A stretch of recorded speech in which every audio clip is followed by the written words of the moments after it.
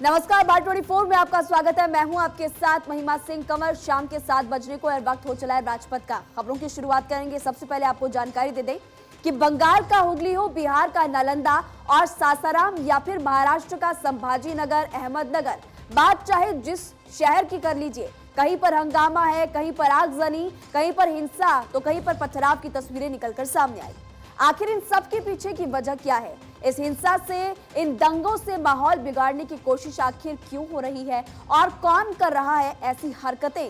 ये सब तो जांच में सामने आएगा, लेकिन उससे पहले हर शहर में होती इस हिंसा पर सियासी हंगामा मचा हुआ है। लगातार बवाल जारी है। सियासी दल एक दूसरे को जिम्मेदार ठहरा रहे हैं और सियासत इस पूरे मुद्दे को लेकर लगातार जारी है। आप देखिए रिपोर्ट।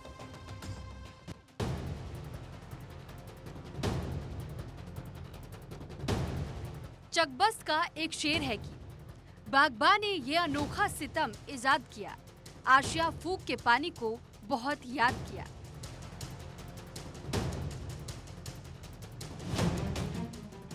इन दिनों देश के तमाम राज्यों पर नजर डालें तो ये पता चलता है कि सुलगते शहरों की आंच पर सियासत सेकी जा रही है। वोट बैंक पॉलिटिक्स के मकसद से शहरों को सुलगने दिया जा रहा है। सियासी लोग एक दूसरे पर आरोप लगा रहे हैं और इसी सियासी आग में शहर के शहर सुलग रहे हैं। शहर बदल रहे हैं, तारीखें बदल रही हैं, लेकिन तस्वीर एक ही है। बंगाल का हुगली हो, बिहार का नालंदा हो, महाराष्ट्र का संभाजी नगर या अहमदनगर, हर जगह आग सुलग रही है, ज्वाला धधक रही है और सियासी लोग अपने अपने गिरेबान को बचाने की कोशिशें कर रहे हैं। रामनवमी के मौके पर बंगाल से जो तस्वीरें सामने आई थी, उन्होंने हर किसी को हैरान कर दिया। जिस तरह से आगजनी और पथराव दिखा, वो विभत्स था। इस हिंसा को लेकर बीजेपी धरना प्रदर्शन कर रही है। टीएमसी केंद्र सरकार पर आरोप लगा रही है। वहीं कोर्ट का कहना है कि अगर राज्य सरकार स्थिति पर काबू नहीं पा रही तो हनुमान जयंती को देखते हुए केंद्रीय बलों की तैनाती सुनिश्चित करें। हम लोग देखे थे कि पूर्व कश्मीर में जो पाकिस्तान का जो झंडा हम लोग देखे थे, अभी बंगाल का परिस्थिति ऐसा ही हो गया है। जैसे हम लोग देखे है कि रामनवमी के शोभा यात्रा के ऊपर से पत्थरबाजी हो रहा था, उसमें कोई भी कार्रवाई नहीं हुआ। जो साधारण जो जनरल पब्लिक जो ऐसे ही शोभा यात्रा में शामिल हुए थे, हमारे माता जी, हमारे बहन, सब लोग, बच्चे लोग जो शामिल हुए थे, उसके ऊपर जिसके ऊपर हमला हुआ है उसको गिरफ्तारी किया। जो उस दिन 4-5 ट्रकों में आके जो ट्रेन में पत्थर फेंका, लोकल ट्रेन में ऐसा करके आक्रमण अटैक किया, उसको क्यों अभी तक नहीं अरेस्ट किया? हमारा सबसे बड़ा क्वेश्चन यही है, क्या ममता बनर्जी अपीसमेंट का पॉलिटिक्स कर रहा है? क्या ममता बनर्जी तुष्टीकरण का राजनीति कर रहा है? हम सिर्फ ये बोलेंगे कि रामचंद्र एक शांतिपूर्ण राजा थे। उसका शिष्य बनकर, उसको नाम लेकर, जैसे बीजेपी वाले सोर्ड लेकर, पिस्तल लेकर, आर्म्स लेकर रामनवमी का जुलूस निकल रहे हैं और हर जगह प्रोवोकेशन दे रहे हैं। ये यूनिटी इन डाइवर्सिटी के खिलाफ है, ये हमारे कॉन्स्टिट्यूशन के खिलाफ है। हमारे कॉन्स्टिट्यूशन में we the people of India की तरफ से जो सेकुलरिज्म की बात है, उसके खिलाफ है।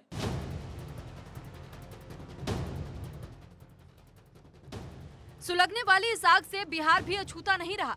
सुशासन बाबू के राज में नालंदा में जो कुछ हुआ वो शर्मसार करता है।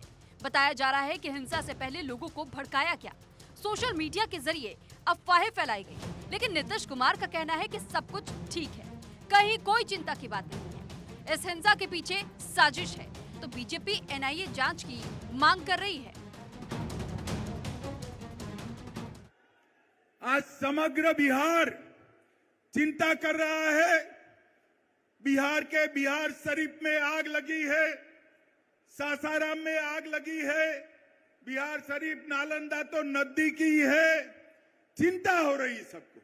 मैं आपको कहता हूं, 24 में मोदी जी को पूर्ण बहुमत दीजिए, 40 में 40 सीटें, और 25 में भाजपा की सरकार बनाइए। ये दंगा करने वालों को उल्टा लटका कर सीधा करने का काम ये भारतीय जनता पार्टी करेगी। नहीं, प्रशासनिक तो नहीं है। अब तो एक एक चीज पर नजर रखी गई है। कभी यहाँ पर कुछ होता ही नहीं, सब पर अपना अलर्ट रहता है। और कहीं अचानक कुछ किया है तो उसको लेकर के बाकी पूरा का पूरा प्रशासन अलर्ट, हम लोग पूरा देख रहे हैं। पूरे तौर पर है, उसमें प्रशासन वो जानबूझ करके कुछ किया है घट पर सीधा कौन है सर, जो मुख्य आरोपी उनको पता चल जाएगा। सर सर लगभग 118 जगह जो है यात्राएं निकाली गई, शोभा यात्रा जुलूस निकाला गया, शांतिपूर्ण रहा। 2 जगह जो है केवल घटना हुई और ये लगातार इसको लेकर के सरकार गंभीर है और जिन लोगों का भी इन्वॉल्वमेंट था दंगा को भड़काने में उन सबको चिन्हित करके सैकड़ों के तादाद में पकड़ा जा रहा है और कठोर से कठोर जो है कार्रवाई जो है सरकार करेगी। आप अगर देखेंगे तो हर तरीके से अगर किसी को इस तरीके का फ़ायदा हुआ है, हिंदू मुसलमान विवाद कर जाति में विवाद कर धर्म में विवाद कर तो एकमात्र पार्टी है जिन्होंने इसका, मैं कहती हूँ, पेटेंट ही लिया हुआ है। आप ऐसा माहौल सामने आता हुआ देख रहे हैं क्योंकि चुनाव आने वाले हैं। चुनाव में ध्रुवीकरण का फ़ायदा सबसे ज़्यादा किसको मिलता है वो पूरे देश ही क्या पूरी दुनिया परिचित है। तो भारतीय जनता पार्टी जो बिहार में कर रही है, जो वेस्ट बंगाल में कर रही है, वो दुर्भाग्यपूर्ण है, निंदनीय है और राजनीति से प्रेरित है। उम्मीद करते हैं उस पर कार्रवाई होगी। नीतीश कुमार का कहना है कि हिंसा के पीछे साजिश है। ममता बनर्जी का कहना है जहां बीजेपी की सरकार नहीं है वहीं दंगा हो रहा है क्योंकि बीजेपी ही माहौल खराब कर रही है।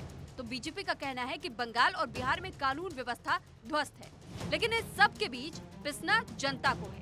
दहशत में जनता है, सियासत तो अपने काम पर लगी है। वो तो इस गर्म ताप से सियासी ताज की ख्वाहिश को पूरा करने में लगी है। Bureau report, Bharat 24। तो रिपोर्ट के जरिए आपने देखा कि हिंसा पर सियासी हंगामा लगातार जारी है। तो करेंगे अगली खबर का। एनसीईआरटी के नए सिलेबस पर संग्राम मचा हुआ है। मुगलों का इतिहास अब किताबों से इतिहास हो चुका है, यानी कि 12वीं के बच्चे उस इतिहास को नहीं पढ़ सकेंगे। इतना ही नहीं, 12वीं के कोर्स से महाप्राण निराला की गीत मुझे गाने दो, ये जो गीत उनकी तरफ से यहाँ पर लिखा गया था, गीत मुझे गाने दो, ये जो इसका कुछ हिस्सा है वो भी फिलहाल हटा दिया गया है। विपक्ष का ये कहना है कि इतिहास के साथ ये छेड़छाड़ भविष्य से खिलवाड़ है, यानी कि बच्चों के भविष्य के साथ यहाँ पर खिलवाड़ किया जा रहा है। एनसीईआरटी का दावा है कि इतिहास की किसी भी घटना के साथ कोई भेदभाव नहीं, बल्कि हमने छात्रों पर कंटेंट के बोझ को कम करने के लिए ऐसा किया। आप रिपोर्ट देखिए।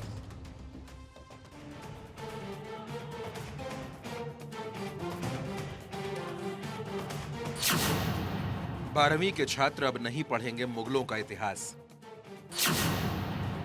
इतिहास की किताब में अब मुगलों के चैप्टर नहीं। एकेडमिक ईयर 2023-2024 से बदलाव लागू। एनसीईआरटी ने 10वीं, 11वीं और 12वीं के कोर्स में कुछ बदलाव किए हैं, जिस पर हंगामा मच गया है। नए कोर्स के मुताबिक अब स्टूडेंट्स मुगलों का इतिहास नहीं पढ़ सकेंगे। किताबों से बादशाहनामा, अकबरनामा को हटा दिया गया है। इस पर हंगामा छिड़ा हुआ है।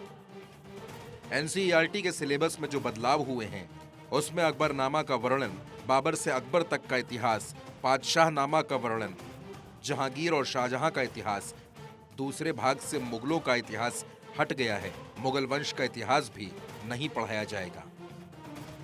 इस मसले पर हो रहे राजनीतिक हमलों के बीच एनसीईआरटी के निदेशक दिनेश प्रसाद सकलानी ने भारत 24 से खास बात करते हुए कहा कि कोविड महामारी के बाद पिछले साल हर सब्जेक्ट में एक्सपर्ट कमेटी बनाई गई थी ताकि बच्चों पर कोर्स का बोझ कम किया जा सके। एक्सपर्ट कमेटी ने हर विषय के कंटेंट को देखा और उसके बाद तय किया कि कौन कौन से चैप्टर हटाए जाने हैं। उन्होंने कहा कि ये सब शैक्षणिक प्रक्रिया के अंतर्गत हुआ है। एनसीईआरटी की तरफ से किसी तरह का भेदभाव नहीं किया गया। उन्होंने कहा कि केवल मुगल इतिहास के बारे में ही बात क्यों हो रही है। मैथ्स, साइंस, भूगोल समेत हर सब्जेक्ट से कंटेंट कम किया गया है। जहां तक मुगल इतिहास के बारे में बात की जा रही है तो छात्र अगर एक कक्षा में पढ़ते हैं तो उसी बारे में दूसरी क्लास में पढ़ाने का कोई औचित्य नहीं है। प्रोफेसर सकलानी ने कहा कि 12वीं में अभी भी मुगलों के बारे में एक चैप्टर पढ़ाया जा रहा है जिसमें उनकी नीतियों और उनके कामों के बारे में बताया जा रहा है। सिलेबस में कोई बदलाव नहीं किया गया और कोई बहुत बड़ा बदलाव नहीं हुआ है। ये जो बात चल रही है कि बहुत बड़ा बदलाव हुआ है सिलेबस में, वो नहीं हुआ है। नहीं, माइनर चेंजेज हैं, सिलेबस में नहीं है। पाठ्य सामग्री में कुछ चेंज है और उसका कारण क्या है कि कोविड-19 महामारी को देखते हुए विद्यार्थियों के ऊपर से पाठ्यक्रम सामग्री का बोझ कम करना बहुत ज़रूरी हो गया था, जो कि पूरे देश ने महसूस किया और हम सब ने महसूस किया कि स्कूल कोविड के बाद खुले बहुत लंबे समय के बाद, लर्निंग लॉस हुआ, समय का नुकसान हुआ बच्चों का, और तमाम देश में स्थिति, पूरे विश्व में स्थिति एक ऐसी नैराश्यपूर्ण स्थिति थी और बड़ी लोग सब स्ट्रेस में थे। तो बच्चों का स्कूल खुला, एकदम परीक्षा और पढ़ाई की बात शुरू हुई, तो फिर ये महसूस किया गया पूरे देश भर से और समाज से, ये सामने बात आई कि इस समय कुछ कंटेंट लोड कम करना चाहिए। बदले हुए कोर्स पर सियासत भी हो रही है। कांग्रेस और सपा दोनों सरकार पर हमला बोल रहे हैं। उनका कहना है कि इतिहास के साथ छेड़छाड़ करके भविष्य से खिलवाड़ हो रहा है। देखिए, बहरहाल हम तो इसके ये ऐसा करना बिल्कुल गलत है। कानूनी एतबार से भी देखा जाए और सोशल एतबार से भी आप देखिए कि किसी का इतिहास को ज़बरदस्ती आपको मतलब ये है कि हटाए या मिला या बड़ा छोटा या बड़ा कर देगा, नहीं। इतिहास पढ़कर तो हम उससे सबक लेते हैं। और एक मुगलों का इतिहास सामने मौजूद है हमारे देश के अंदर। उन्होंने 700-800 साल हुक्मरानी की है, लेकिन उन्होंने देश को दिया है, देश से यहाँ का लेकर नहीं गए। अब हम आपको बताते हैं कि किस क्लास में कौन कौन से चैप्टर में बदलाव हुए हैं। 12वीं क्लास में सब्जेक्ट जीव विज्ञान में जीवों में जनन का पूरा चैप्टर हटा दिया गया। 12वीं में ही जीव विज्ञान में खाद्य उत्पादन में वृद्धि की कार्यनीति का पूरा चैप्टर हटा दिया गया। 12वीं में जीव विज्ञान में पर्यावरण के मुद्दे का पूरा चैप्टर हटाया गया। 12वीं में इतिहास के सब्जेक्ट में शासक और इतिवृत्त मुगल दरबार का पूरा चैप्टर हटा दिया गया। 12वीं क्लास में नागरिक शास्त्र में शीत युद्ध का दौर पूरा चैप्टर हटाया गया। 12वीं क्लास में नागरिक शास्त्र में दुनिया में अमेरिकी वर्चस्व, इसका भी पूरा चैप्टर हटाया गया। 12वीं में भारतीय लोकतंत्र की कहानियां, इसमें चैप्टर का नाम बदला गया, कुछ हिस्से हटाए गए। 12वीं में नागरिक शास्त्र में लोकप्रिय जन आंदोलनों का उभार, ये चैप्टर हटा दिया गया। 12वीं में नागरिक शास्त्र में एक दलीय प्रभुत्व का दौर अध्याय हटा दिया गया। 12वीं में भाषा में फिराक गोरखपुरी की गजल, कुछ हिस्से और सवाल हटाए गए। 12वीं में भाषा में सूर्यकांत त्रिपाठी की निराला का गीत गाने दो मुझे से कुछ हिस्से और सवाल हटाए गए। 11वीं में विश्व इतिहास की झलक केंद्रीय इस्लामिक भूमि चैप्टर हटा दिया गया। 11वीं में विश्व इतिहास की झलक संस्कृतियों का संघर्ष चैप्टर हटा दिया गया। 11वीं में विश्व इतिहास की झलक औद्योगिक क्रांति पूरा अध्याय हटा दिया गया। 10वीं में नागरिक शास्त्र में लोकतंत्र और विविधता चैप्टर हटा दिया गया। 10वीं में नागरिक शास्त्र लोकप्रिय जनांदोलन और संघर्ष अध्याय हटा दिया गया। एनसीईआरटी में जो बदलाव हुआ है उस पर निदेशक सकलानी का कहना है कि एक्सपर्ट कमेटी ने 6ठी से 12वीं तक की पुस्तकों को देखा और सिफारिश की थी कि उन चैप्टर को हटाया जाए, जिनको हटाने से छात्र की नॉलेज में कोई कमी नहीं आएगी। जहां जहां रिपीटेशन हो रही थी उन चैप्टर को हटाने पर सहमति बनी थी। Bureau report, Bharat 24। और इसी बीच बड़ी खबर मिल रही है दिल्ली से। आपको बता दें, सीबीआई केस में जमानत के लिए हाईकोर्ट पहुंचे सिसोदिया। मनीष सिसोदिया ने दिल्ली हाईकोर्ट में दायर की जमानत याचिका। सिसोदिया ने याचिका में निचली अदालत के फैसले को चुनौती दे दी है और यहां पर याचिका उनकी तरफ से दायर की गई। पिछले हफ्ते निचली अदालत ने खारिज की थी मनीष सिसोदिया की याचिका। देखिए बड़ी खबर दिल्ली से, सीबीआई केस में जमानत के लिए अब हाईकोर्ट सिसोदिया पहुंच चुके हैं और यहां पर उनकी तरफ से याचिका दायर की गई। हालांकि भी बता दें कि कल दिल्ली हाईकोर्ट में इस पूरे मामले को लेकर सुनवाई होगी, लेकिन इसी बीच बड़ी खबर इस वक्त आपके टीवी स्क्रीन पर कि वो हाईकोर्ट पहुंचे। कांग्रेस को छोड़ चुके और अपनी अलग पार्टी बना चुके गुलाम नबी आजाद ने अपनी ऑटोबायोग्राफी लिखी है, जिसका नाम है आजाद। इस किताब में उन्होंने अपने पॉलिटिकल लाइफ के कई किस्सों का जिक्र किया। वहीं गुलाम नबी ने प्रधानमंत्री मोदी की जमकर तारीफ भी की। गुलाम नबी ने कहा कि प्रधानमंत्री मोदी ने बदले की भावना से काम नहीं किया, वो नरम दिल वाले नेता रहे। साथ ही उन्होंने कहा कि वो कांग्रेस के बारे में बात नहीं करना चाहते। हालांकि अपनी किताब में उन्होंने कांग्रेस के कई नेताओं पर भी जमकर निशाना साधा है। आप रिपोर्ट देखिए। किसी जमाने में गांधी परिवार के बेहद करीबी रहे और दिग्गज कांग्रेसी गुलाम नबी आजाद की राहें अब कांग्रेस से जुदा हो चुकी हैं। यही नहीं, गुलाम नबी आजाद खुलकर मोदी की तारीफें भी कर रहे हैं। दरअसल गुलाम नबी ने अपनी ऑटोबायोग्राफी आजाद में कई सियासी किस्सों का जिक्र किया।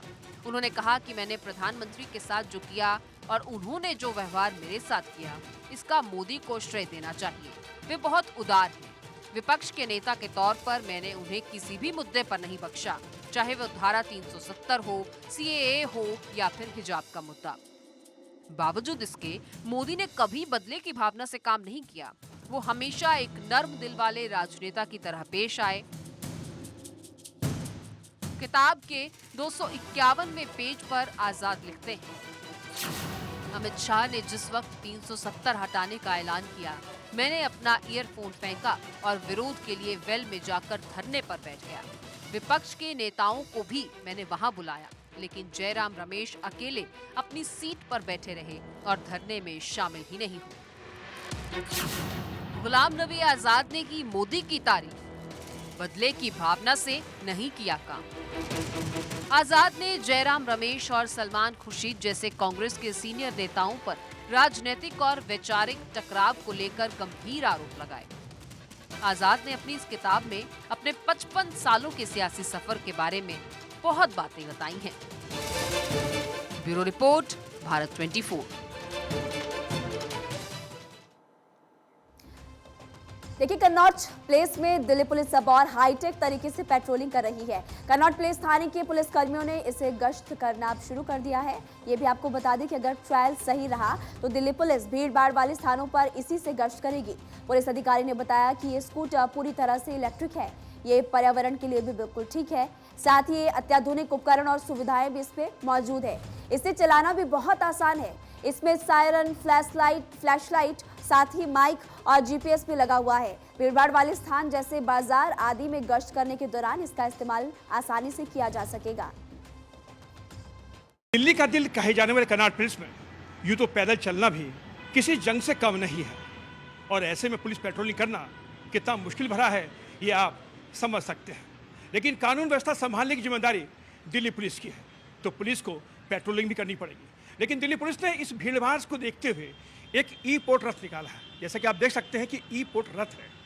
इस रथ की उपयोगिता यह है कि इस पर महिला पुलिस कर्मियों को तैनात किया गया है, जो इस गलियारे में, यानी दिल्ली के जो कन्नौज प्लेस है, जो कन्नौज प्लेस का जो इलाका है, उन गलियों में कुछ छोटी छोटी गलियाँ हैं और वहाँ पर गश्त करना बड़ा मुश्किल होता है, गाड़ी जा नहीं सकती है। और ऐसे में दिल्ली पुलिस ने ये ई-पोर्ट रथ निकाला है, जिसके जरिए उन तमाम गलियों में जाएगी जहाँ पर पुलिस को लगता है कि छोटे मोटे क्राइम होते हैं, स्नैचिंग होती है, रॉबरी होती है, यानी उन क्राइम को रोकने के लिए ई-पोर्ट रथ को निकाला गया है। ये रश्मि चौधरी हैं, दिल्ली पुलिस की सब इंस्पेक्टर हैं, जो इस ई-पोर्ट रथ पे सवार हैं। हम इनसे बातचीत करेंगे, जानने की कोशिश करेंगे कि आखिर इसके जरिए जो वो पेट्रोलिंग करती हैं कितनी इनको सहूलियत मिलती है और इससे क्या क्या फ़ायदे। मैम, आपका बहुत बहुत स्वागत है हमारे चैनल में। ये ई-पोर्ट रथ जो है, इसकी विशेषता क्या है? इसकी विशेषता ये है कि ये छोटी गलियों में आसान है इसे ले जाना।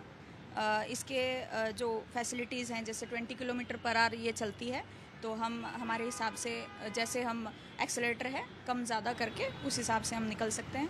छोटी गलियों में बहुत इजी है इसे ले जाना। एक पुलिस प्रेजेंस सबसे ज़्यादा इम्पॉर्टेंट है इसके अंदर, कि हम पुलिस प्रेजेंस दिखा सकते हैं जो छोटे छोटे एरिया हैं उसके अंदर, कि हम प्रिवेंशन कर सकते हैं, क्राइम को होने से पहले ही रोक सकते हैं। 2 लोग हैं, लड़ाई कर रहे हैं, वहाँ 4 जमा होंगे, उससे पहले अगर हम दिख जाते हैं तो वो क्राइम ही नहीं होगा। तो प्रिवेंशन एक बहुत बड़ा हम साथ में एक फैक्टर लेके चल रहे हैं। इसीलिए ये है, छोटे मोटे क्राइम हैं, लोगों को भी सेफ फील हो, हमारी दिल्ली पुलिस हर स्टेप उसी हिसाब से उठाती है। अमित शाह ने देश के सहकारिता को दी गति। सहकारी समितियों का डिजिटलीकरण का दरअसल नया कीर्तिमान बनाया। ये भी आपको बता दें, 2516 करोड़ रुपए से 63,000 पैक्स लैंप्स का डिजिटलीकरण किया गया। देश में 58,383 पैक्स के कंप्यूटरीकरण के प्रस्ताव भी मिले हैं। 24 राज्यों, 4 केंद्र शासित प्रदेशों में प्रस्ताव मिले। उत्तर प्रदेश की अगर बात करें तो यूपी में 1,539 पैक्स का 11.28 करोड़ रुपए से डिजिटलीकरण किया गया। नाबार्ड की इकाइयों से PMUs की स्थापना की गई। नाबार्ड ने विकसित किया NLPSV सॉफ्टवेयर और इसका विकास इसके जरिए हुआ।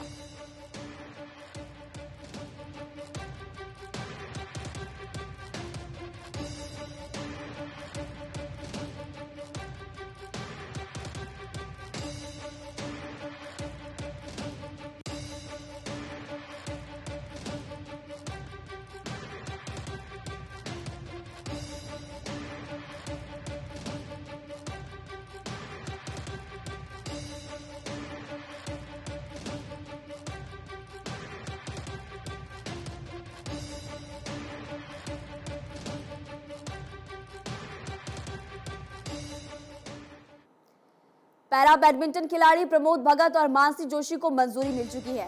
युवा मामले खेल मंत्रालय ने टॉप्स में मंजूरी दे दी। ब्राजील पैरा बैडमिंटन इंटरनेशनल के लिए मंजूरी दी गई। 12 पैरा बैडमिंटन खिलाड़ियों को ये मंजूरी दी गई है। प्रमोद भगत, मानसी जोशी, कृष्णा नगर, साथ ही सुकांत कदम को भी मंजूरी दी गई है। नितेश कुमार, मनोज सरकार, साथ ही सुहास यतिराज, तरुण ढिल्लों को भी मंजूरी मिल चुकी है। मनदीप कौर, नित्याश्री, साथ ही पारुल परमार, मनीषा रामदास को भी मंजूरी मिली। एथलीट्स और सहयोगी स्टाफ की यात्रा, वीजा, बीमा को भी मंजूरी मिल चुकी है।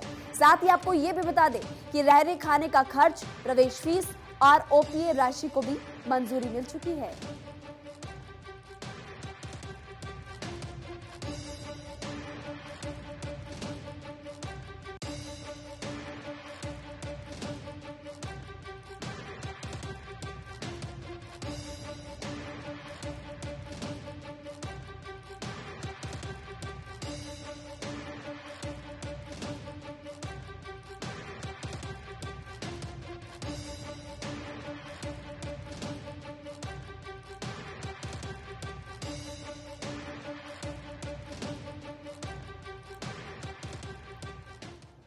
मोदी सरकार में तीसरा बोडो समझौता साल 2020 की सफलता है। ये भी आपको बता दें कि राज्यसभा में गृह राज्य मंत्री नित्यानंद राय ने उपलब्धियां गिनवाई। केंद्र सरकार, असम सरकार और बोडो समूह में हुआ था MOS यानी कि मेमोरेंडम ऑफ अंडरस्टैंडिंग। हथियार, गोला बारूद के साथ 1615 बोडो उग्रवादियों का सरेंडर। बोडो कचहरी कल्याण परिषद की स्थापना की गई है। बोडो माध्यमिक विद्यालयों के लिए निदेशालय की स्थापना हुई है। बोडो प्रादेशिक परिषद का गठन इस बाबत किया गया। बोडोलैंड विभाग के एक अलग कल्याण का निर्माण किया। विशिष्ट परियोजनाओं के लिए केंद्र, असम ने दरअसल केंद्र को असम ने ये भी आपको बता दें कि 1500 करोड़ रुपए दिए।